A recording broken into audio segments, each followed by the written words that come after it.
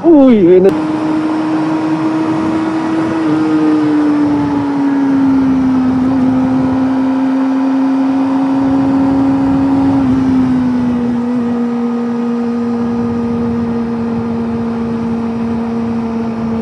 Wala, sabi.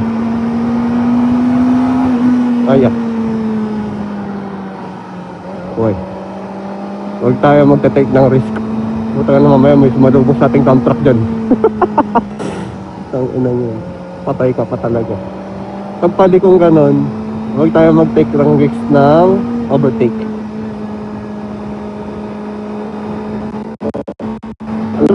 Feeling, siguro masarap sa feeling na nag-overtake.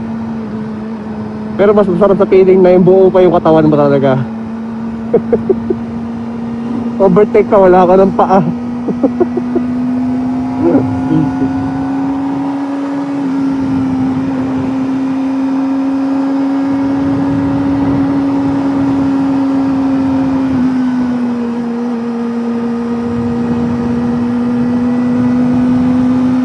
Nakita niyo yan? Saan na yun, pare?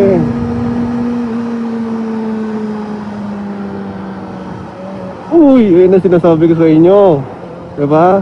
Kaya kailangan nag-iingat ka. Visit din. Ayun yung mga nakaka-trauma na malaking ganon. Utangin lang yan. Hindi ka papatawarin talaga nun. Gutay-gutay katawan mo dun.